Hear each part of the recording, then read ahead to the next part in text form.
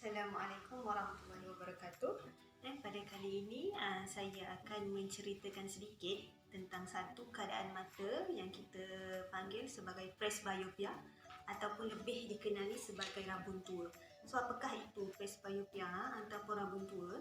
Ia adalah satu kondisi atau keadaan yang berkait rapat dengan usia kita yang mana kanta di dalam mata akan mengalami proses penuaan dan akan kehilangan fungsi fleksibilitinya lah. Dia terjadi apabila kanta dalam mata tersebut akan sedikit mengeras seiring dengan usia dan tidak akan dapat mampu untuk mengubah bentuknya dengan baik, menyebabkan imej yang terbentuk terhasil di belakang retina. So, imej menjadi tidak fokus lah. So, apabila imej menjadi tidak fokus, pandangan dekat akan menjadi sedikit kabur. Dan kebiasaannya, presbyopia, individu yang mengalami presbyopia akan bermula merasakan gejala kabur pada penglihatan dekat bermula pada umur 40 tahun. Sekarang kita akan pergi pula kepada tanda-tanda ataupun gejala seseorang itu menghidap ataupun mengalami presbyopia. Yang pertama, penglihatan akan menjadi kabur ketika melihat objek pada jarak yang dekat. Contohnya ketika membaca ataupun menjahit dan apa-apa aktiviti dekat lah. Yang kedua, mata mudah letih dan kepala boleh terasa sakit, terutama selepas melakukan aktiviti dekat tersebut, terutama sekali waktu membaca lah.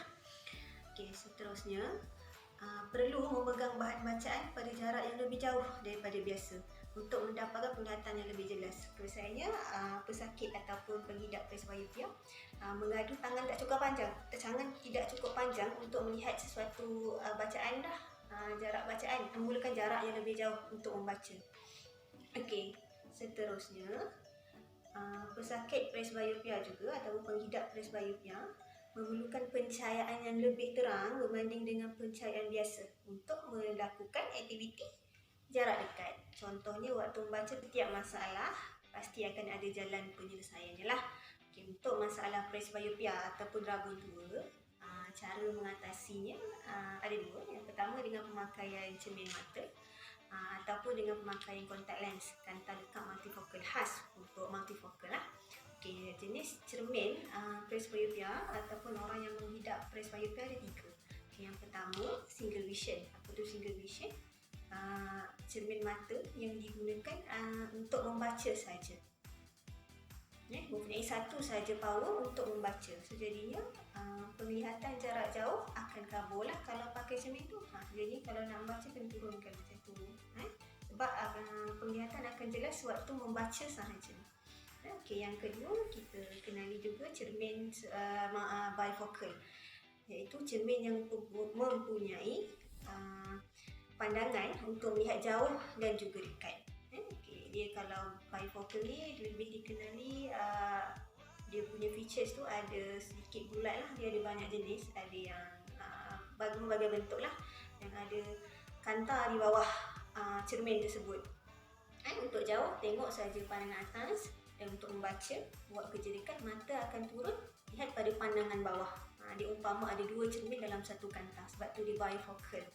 Dan yang ketiga, kita kenali juga sebagai multifocal. Kenapa multifocal?